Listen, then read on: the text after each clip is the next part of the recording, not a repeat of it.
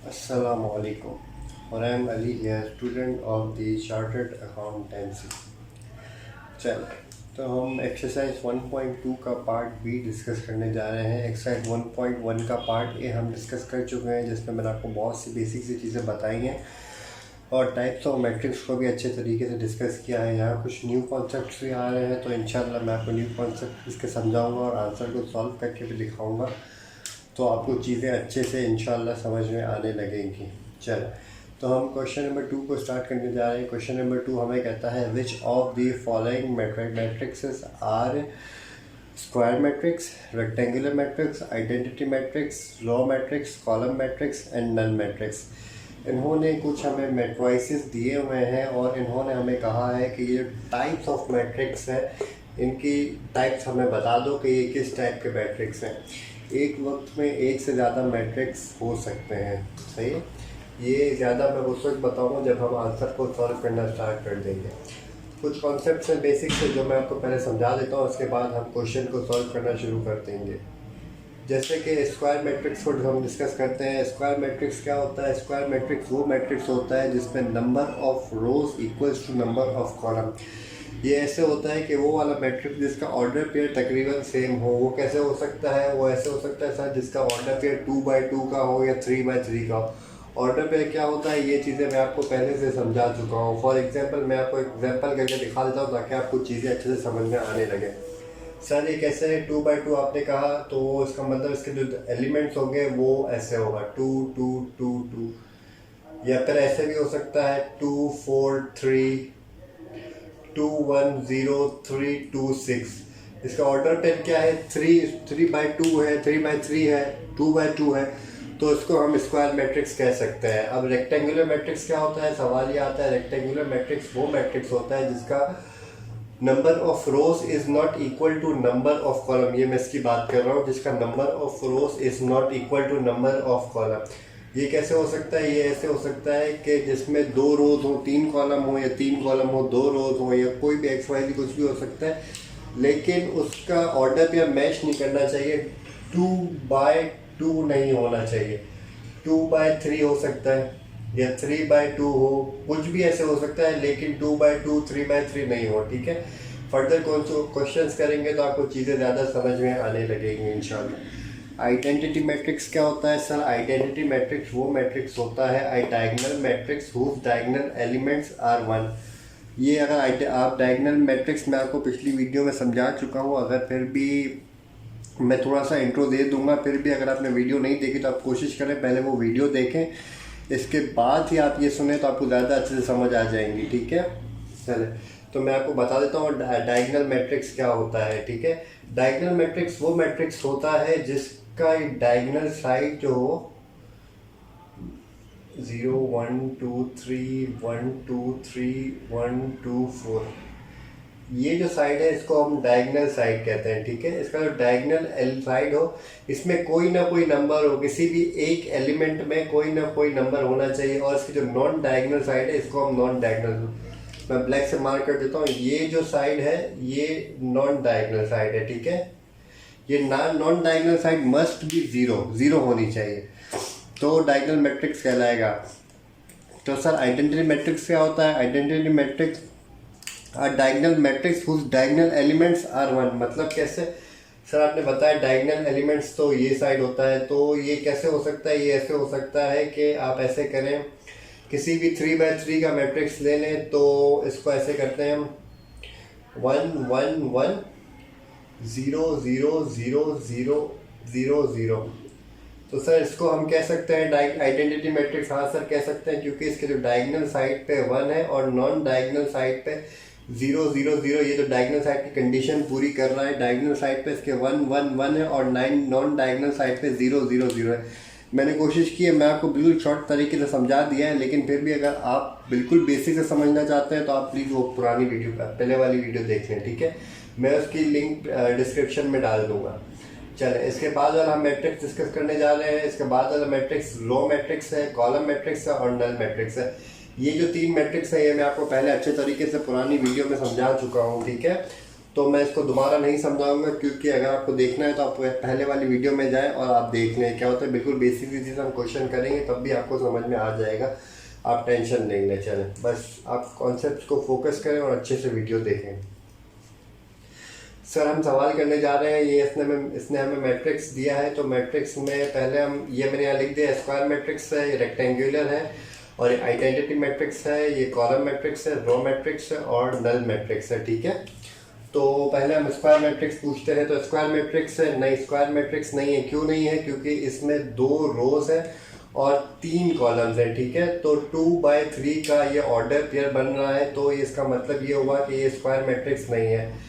तो जो matrix square matrix नहीं होगा वो हमेशा याद रखिएगा वो रेक्टेंगुलर मैट्रिक्स होगा। ठीक है, या तो वो इक्वल होगा या तो वो नॉट इक्वल होगा। अगर वो इक्वल है तो स्क्वायर मैट्रिक्स है, अगर वो नॉट इक्वल है तो रेक्टेंगुलर मैट्रिक्स है। ये बात याद रखने बस। चल, आइडेंटिटी मैट्रिक्स, क्या ये आइडेंटिटी मैट्रिक्स है? नहीं सर, आइडेंटिटी मैट्रिक्स नहीं है, क्योंकि डायगोनल साइड पे 1 1 1 तो है ही, और नॉन डायगोनल साइड पे 0 0 0 भी नहीं है, तो ये भी नहीं हुआ। क्या ये कॉलम मैट्रिक्स है? नहीं, कॉलम मैट्रिक्स भी नहीं है। क्या ये रो मैट्रिक्स है? नहीं, रो मैट्रिक्स भी नहीं है। क्या ये नल मैट्रिक्स है? नहीं सर, ये नल मैट्रिक्स भी नहीं है। नल मैट्रिक्स क्या होता है? All elements are equal to 0। I hope आपको बातें ये पहले से पता होंगी, क्योंकि मैं पहले से डिस्कस करता हुआ आया हूँ। हम क्वेश्चन नंबर 2 को डिस्कस करते हैं। क्वेश्चन नंबर 2 है 301। क्या ये हमारे पास ये स्क्वायर मैट्रिक्स है? नहीं सर, स्क्वायर मैट्रिक्स नहीं है, क्योंकि इसका ऑर्डर पेयर ही तकरीबन सेम नहीं है। क्या ये रेक्टेंगुलर मैट्रिक्स है? हाँ, रेक्टेंगुलर मैट्रिक्स है, हमने डिस्कस किया था। जो स्क्वायर मैट्रिक्स नहीं होगा वो रेक्टेंगुलर मैट्रिक्स होगा। चल, क्या ये आइडेंटिटी मैट्रिक्स है? नहीं, आइडेंटिटी मैट्रिक्स भी नहीं है, क्योंकि इसका डायगोनल ही नहीं बन रहा है। क्या ये कॉलम मैट्रिक्स है? जी सर, बिल्कुल ये कॉलम मैट्रिक्स है। कैसे कॉलम मैट्रिक्स है? क्योंकि इसके पास सिर्फ 1 कॉलम है। जिसके पास 1 कॉलम हो वो हमेशा याद रखिएगा कॉलम मैट्रिक्स होता है। क्या ये रो मैट्रिक्स है? नहीं, रो मैट्रिक्स भी नहीं। क्या ये नल मैट्रिक्स है? नहीं सर, नल मैट्रिक्स भी नहीं है। चलिए क्वेश्चन नंबर 3 को डिस्कस करते हैं। क्वेश्चन नंबर 3, स्क्वायर मैट्रिक्स है। जी सर, स्क्वायर मैट्रिक्स है। कैसे पता चला? क्योंकि इसके पास 2 रोज है और 2 कॉलम है, 2/2 का ऑर्डर पेयर बन रहा है, तो स्क्वायर मैट्रिक्स हुआ। जी sir, square matrix. Rectangular matrix नहीं होगा, आइडेंटिटी मैट्रिक्स भी नहीं है, कॉलम मैट्रिक्स भी नहीं है, रो मैट्रिक्स भी नहीं है और नल मैट्रिक्स भी नहीं है। आपके लिए इतनी मेहनत की जाती है, आप कोशिश करें बस वीडियो को लाइक करें, सब्सक्राइब किया करें, क्योंकि हम इस पर बहुत मेहनत करते हैं सिर्फ आपके सब्सक्राइब्स के लिए और आपको अच्छे से मार्क्स अचीव करवाने के लिए। ठीक है, हम क्वेश्चन नंबर 4 को डिस्कस करते हैं। क्वेश्चन नंबर 4 क्या होता है? क्या ये स्क्वायर मैट्रिक्स है? जी सर, स्क्वायर मैट्रिक्स आपको कैसे पता चला? क्योंकि इसमें 2 रोज हैं और 2 कॉलम्स है, 2/2 का ऑर्डर पेयर बन रहा है। चल, क्या है रेक्टेंगुलर मैट्रिक्स है? नहीं, रेक्टेंगुलर मैट्रिक्स नहीं। क्या है आइडेंटिटी मैट्रिक्स है? जी सर, ये आइडेंटिटी मैट्रिक्स है। आपको कैसे पता चला? क्योंकि इसके डायगोनल साइड पे मैंने आपको बताया था, डायगोनल एलिमेंट्स आर 1। इसके डायगोनल साइड पे 1 है और नॉन डायगोनल साइड पे 0 है। ठीक है, तो ये कौन सा मैट्रिक्स हुआ? आइडेंटिटी मैट्रिक्स हुआ। क्या ये कॉलम मैट्रिक्स है? नहीं। Row matrix? नहीं। Null matrix? नहीं। क्या ये स्क्वायर मैट्रिक्स है? नहीं सर, स्क्वायर मैट्रिक्स है ही नहीं। क्या ये रेक्टेंगुलर मैट्रिक्स है? नहीं सर। हाँ सर, जो स्क्वायर मैट्रिक्स नहीं होगा वो क्या होगा? वो रेक्टेंगुलर मैट्रिक्स ही होगा। क्या ये आइडेंटिटी मैट्रिक्स है? नहीं। Column matrix? नहीं। Row matrix? नहीं। Null matrix? नहीं। हम क्वेश्चन नंबर 6 को डिस्कस करने जा रहे हैं। क्वेश्चन नंबर 6, क्या स्क्वायर मैट्रिक्स है? नहीं सर, स्क्वायर मैट्रिक्स नहीं। अगर स्क्वायर मैट्रिक्स नहीं है तो उसका मतलब क्या होगा? Rectangular matrix. हाँ, रेक्टेंगुलर मैट्रिक्स है। क्या सर ये आइडेंटिटी मैट्रिक्स है? नहीं सर, ये आइडेंटिटी मैट्रिक्स भी नहीं है। क्या सर ये कॉलम मैट्रिक्स है? नहीं सर, कॉलम मैट्रिक्स नहीं, क्योंकि इसमें 1 2 3 कॉलम्स बन रही हैं। ठीक है, तो क्या सर ये रो मैट्रिक्स है? जी सर, ये बिल्कुल ये रो मैट्रिक्स है। सॉरी, ये लाइन थोड़ी सी बड़ी हो गई। क्या ये नल मैट्रिक्स है? नहीं सर, नल मैट्रिक्स भी नहीं है। तब क्वेश्चन नंबर 7 करते हैं। क्वेश्चन नंबर 7, क्या ये स्क्वायर मैट्रिक्स है? नहीं सर, ये स्क्वायर मैट्रिक्स भी नहीं है। क्या ये रो में क्या ये रेक्टेंगुलर मैट्रिक्स है? नहीं सर, ये रेक्टेंगुलर मैट्रिक्स है। ठीक है, जो स्क्वायर मैट्रिक्स नहीं होगा वो रेक्टेंगुलर मैट्रिक्स ही होगा, ये बात हमेशा याद रखिएगा। क्या ये आइडेंटिटी मैट्रिक्स है? नहीं सर, ये आइडेंटिटी मैट्रिक्स भी नहीं है, क्योंकि इसने आपको 1 तो दिया है, लेकिन इसमें डायगोनल तो बन ही नहीं रहा। क्या ये कॉलम मैट्रिक्स है? जी सर, कॉलम मैट्रिक्स है, क्योंकि इसमें ओनली 1 कॉलम है। ठीक है, क्या ये रो मैट्रिक्स है? नहीं सर, रो मैट्रिक्स भी नहीं है। क्या ये नल मैट्रिक्स है? नहीं सर, रो मैट्रिक्स भी नहीं है, नल मैट्रिक्स भी नहीं है, रो भी नहीं है। ठीक है, क्या सर ये स्क्वायर मैट्रिक्स है? असल में ऐसा होता है कि हम कंटिन्यूसली बोल रहे होते हैं तो किसी चीज़ में कन्फ्यूजन हो जाती है, बोलने में इंसान अटक जाता है, तो इसलिए आप टेंशन नहीं लीजिएगा, आप अच्छे से बस कॉन्सेप्ट को फोकस करें और है ना अच्छे से वीडियो को देखें और कॉन्सेप्ट को रिटेन रखें, क्योंकि बेसिक सी चीज़ें मैं आपको पहले समझा चुका हूँ, ये तो सिर्फ प्रैक्टिस करवा रहा हूँ। तो इसलिए आप भी कोशिश करें, ये खुद से भी करें और मैं भी कर रहा हूँ उसको भी देखें और खुद से क्वेश्चन को अटेम्प्ट करें। इसका सजेस्टेड सॉल्यूशन मैं आपको दिखा दूंगा, तो इसका सजेस्ट सॉल्यूशन मैं इसके साथ ही पेस्ट कर दूंगा, और ये तो कुछ ऐसा करूँगा कि मैं PDF फाइल दे दूँगा आपको बाद में, अगर आप डिमांड करेंगे। चले, तो क्वेश्चन नंबर 8 को हम डिस्कस करने जा रहे हैं। क्वेश्चन नंबर 8 क्या स्क्वायर मैट्रिक्स है? जी सर स्क्वायर मैट्रिक्स है, क्योंकि इसका 3x3 का ऑर्डर पेयर बन रहा है। क्या रेक्टेंगुलर मैट्रिक्स है? नहीं सर रेक्टेंगुलर मैट्रिक्स भी नहीं है। क्या आइडेंटिटी मैट्रिक्स है? नहीं सर आइडेंटिटी मैट्रिक्स भी नहीं है, क्योंकि बीच में 2 आ गया और नॉन डायगोनल वाली कंडीशन भी पूरी नहीं हो रही है। क्या कॉलम मैट्रिक्स है? नहीं। Row matrix? नहीं। Null matrix? नहीं। क्या ये स्क्वायर मैट्रिक्स है? नहीं सर स्क्वायर मैट्रिक्स भी नहीं है। क्या ये रेक्टेंगुलर मैट्रिक्स है? जी सर जो स्क्वायर मैट्रिक्स नहीं होगा वो रेक्टेंगुलर मैट्रिक्स होगा। क्या आइडेंटिटी मैट्रिक्स है? नहीं सर आइडेंटिटी मैट्रिक्स भी नहीं है। क्या ये कॉलम मैट्रिक्स? नहीं। Row matrix? नहीं। क्या ये नल मैट्रिक्स है? जी सर नल मैट्रिक्स है, क्योंकि all elements are equal to 0, क्योंकि इसके सारे एलिमेंट्स जो हैं वो 0 के बराबर है, 0 है, तो हम इसको नल मैट्रिक्स कहेंगे। ठीक है, तो हमारी आई होप आपको क्वेश्चन समझ में आ गया होगा। इसका सजेस्टेड सॉल्यूशन आपको सिर्फ मैंने कॉन्सेप्ट समझाया, बाकी काम जो इंग्लिश लिखने वाला काम है वो आपका फिर टीचर करवा देंगे, और मैं भी इसके साथ इसका सजेस्ट सॉल्यूशन पेस्ट कर दूंगा ताकि आपको चीज़ें समझ आए। और क्वेश्चन के आंसर में से अगर आपको कोई चीज़ समझ में नहीं आती आप मुझसे ज़रूर पूछिएगा, और इसमें से भी अगर आपको कोई चीज़ समझ में नहीं आई तो आप मुझसे ज़रूर पूछिएगा। प्लीज़ ये कॉन्सेप्ट को याद रखिएगा, क्योंकि चैप्टर नंबर 1 के शॉर्ट सवाल आते हैं, 2 सवाल आते हैं। ठीक है, नहीं छोटे छोटे कॉन्सेप्ट को अगर आप याद रखेंगे, इसके बाद ही आप आगे वाले एक्सरसाइजेज में से बड़े क्वेश्चन करने के एलिजिबल हो जाएंगे। और इसमें से मैंने देखा है कोई ना कोई MCQ जो कभी 1 मार्क का कभी 2 मार्क का कोई ना कोई चीज़ वो पूछ लेता है। ठीक है, तो ये कॉन्सेप्ट याद होने चाहिए।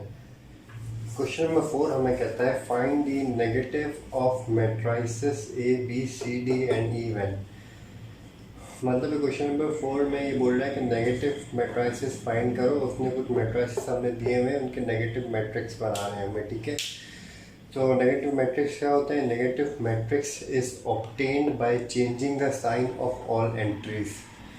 चले, एंट्रीज और एलिमेंट सेम चीज़ें होती हैं, ये मैंने आपको पहले ही बता दिया और दोबारा बता दिया। ठीक है, ये बात याद रखिएगा, कहीं मैं एंट्रीज यूज़ करूँगा कहीं एलिमेंट्स यूज़ करूँगा, तो घबराने की किसी चीज़ में ज़रूरत नहीं है आपको। ठीक है, चले, तो मतलब से क्या हुआ कि वो जो भी एंट्रीज या एलिमेंट्स हैं उनकी अगर मैं साइन चेंज कर दूंगा तो वो जो पॉजिटिव मैट्रिक्स से हो जाएगा वो नेगेटिव मैट्रिक्स हो जाएगा। ठीक है, करके देखते हैं ये कैसे होगा। ठीक है, चल मैं इसके आगे इसका आंसर कर देता हूँ ताकि आपको चीज़ें अच्छे से समझ में आने लगे। चल, तो 1 0 -1 इसका नेगेटिव क्या होगा?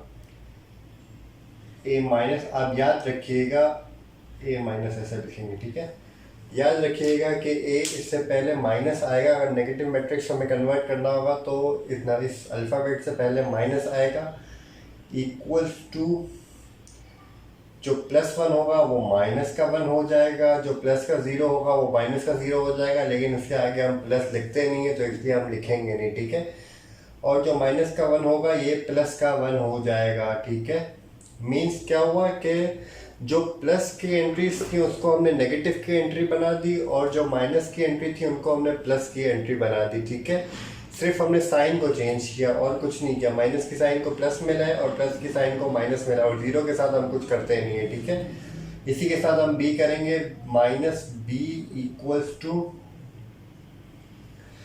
-3 + 1, और +1 हम नॉर्मली लिखते नहीं तो इसलिए हम नहीं लिखेंगे। ठीक है, -2 और -1 ये हमारा ऐसा हो जाएगा।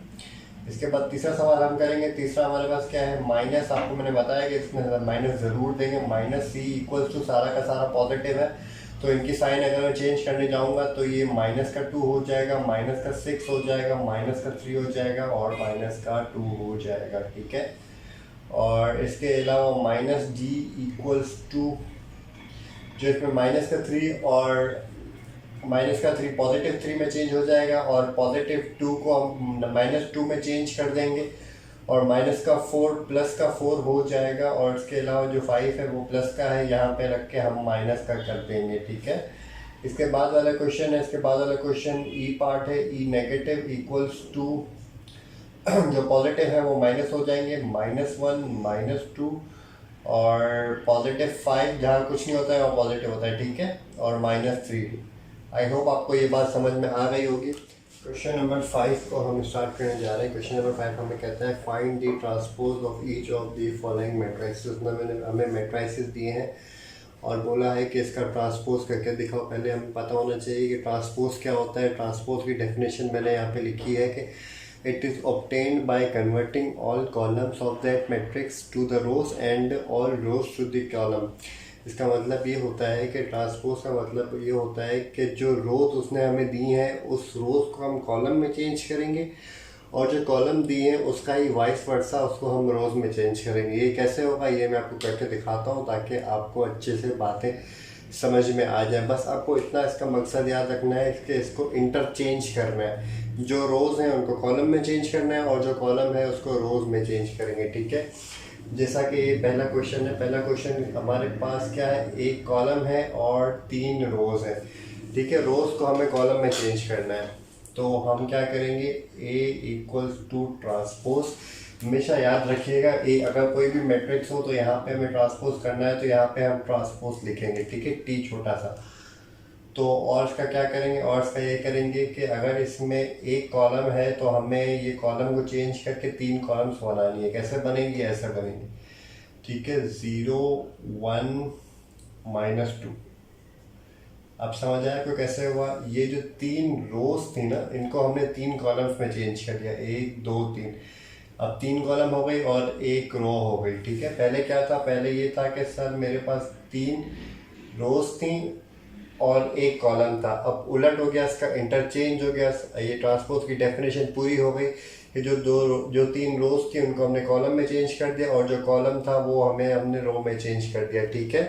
तो आई होप आपको ये बात समझ में आ गई होगी। अब इसके बाद वाला क्वेश्चन करते हैं, question number B. Question number B का ट्रांसपोज इक्वल्स टू बी का ट्रांसपोज इक्वल्स टू कितनी कॉलम थे, 1 2 3 कॉलम थे, ठीक है। 3 कॉलम है तो इसका मतलब 3 रोज बनेंगी। 3 रोज बनेंगी तो ये ऐसे हो जाएगा 5 1 -6, ठीक है। आई होप आपको बात समझ में आ रही होगी। अब हम क्वेश्चन नंबर सी करने जा रहे हैं। क्वेश्चन नंबर सी हमारे पास है सी ट्रांसपोज। सी ट्रांसपोज है, इसको हम कैसे करेंगे, जो हमारे पास कॉलम में है उसको हम रो में लिखेंगे 1 2 3 और जो हमारे पास इस वाली कॉलम में है उसको भी हम रो में लिखेंगे 2 -1 0। तो ऑटोमेटिकली ये चेंज इंटरचेंज हो जाएगा, ठीक है। अब हम डी ट्रांसपोज करने जा रहे हैं। डी ट्रांसपोज कैसे होगा, डी ट्रांसपोज ऐसे होगा, जो हमारे पास कॉलम में लिखा हुआ है उसको हम रो में लिखेंगे 2 0 3 5, ठीक है।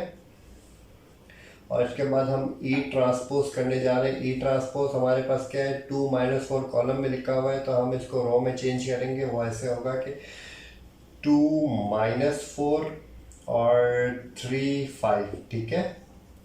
इसके बाद हम एफ करने जा रहे हैं। अब ये बेसिक सी चीज़ें ये अच्छे से समझिएगा क्योंकि आगे इसका क्रेमर्स रूल में और आगे इसका बहुत सारा यूज़ होगा ट्रांसपोज में। सिर्फ इसका मतलब ये याद रखिएगा कि आपको इंटरचेंज करना है, जो कॉलम है उसको रो के अंदर और जो रो है उसको कॉलम के अंदर, ठीक है। तो इसमें कितनी कॉलम्स है, दो कॉलम्स है, ठीक है, 1 और 2, ठीक है, 2 कॉलम्स है और 2 रोज है।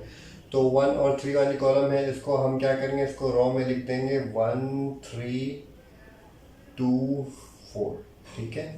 आई होप आपको ये बात समझ में आ गई होगी। अब हम क्वेश्चन नंबर 6 स्टार्ट करने जा रहे हैं। क्वेश्चन नंबर 6 हमें कहता है verify that A = 1 2 0 1 matrix. B का भी मैट्रिक्स इसने दिया है। देन इसने 2 कंडीशंस बताई हैं कि ये 2 वेरीफाई करके मुझे प्रूफ करके दो, ठीक है। तो हमने बोला जी ठीक है, हम आपको प्रूफ करके देते हैं, हम वेरीफाई करते हैं कि ऐसा होता है कि नहीं ऐसा होता है तो हम उसको प्रूफ करके बताते हैं, ठीक है। तो हम क्या करते हैं, हम पहली वाली कंडीशन को स्टार्ट करने जा रहे हैं, ठीक है। तो हम इधर लिख देते हैं टू प्रूफ A ट्रांसपोज का whole transpose equals to A, ठीक है। हमें क्या गिवन है, हमें इसने गिवन दिया है A का मैट्रिक्स, ठीक है, जो कि है 1 2 0 1, ये रहा, हमने क्वेश्चन से ही निकाला है। और हम अभी ए ट्रांसपोज को उठाएंगे। हम पहले क्या करेंगे, ए ट्रांसपोज को फाइंड करेंगे, क्योंकि ब्रैकेट के अंदर है, ब्रैकेट के अंदर वाली चीज़ हमें पता है, पहले फाइंड आउट होती है, ठीक है। तो हम ए ट्रांसपोज करेंगे, A transpose equals to transpose, ना कभी भी समझाया, फ्रेश कॉन्सेप्ट आपको ज़रूर याद होगा, ठीक है। 1 0 कॉलम, इसको रो में चेंज करेंगे तो क्या हो जाएगा 1 0 2 1, सही है। हमने ये कर दिया। अब ए ट्रांसपोज तो हमने फाइंड कर दिया, then we find A transpose का whole transpose. Now we will find A transpose का होल ट्रांसपोज, ठीक है। ए ट्रांसपोज तो हमने निकाल दिया, अब इसका होल ट्रांसपोज करने जा रहे हैं, ठीक है। तो इसका होल ट्रांसपोज कैसे होगा, A transpose equals to whole transpose, इस ट्रांसपोज का दोबारा ट्रांसपोज कर देंगे, ठीक है। इसका ट्रांसपोज कैसे होगा, 1 और 2 कॉलम है, इसको रो में चेंज कर देंगे, 1 2 0 1। क्या ये हमारे पास ए के बराबर है, ये रहा ए, ठीक है। क्या ये हमारे पास ए के बराबर है, 1 2 0 1, ये हमारे पास ए है। A transpose equals to A, left hand side equals to right hand side, ठीक है।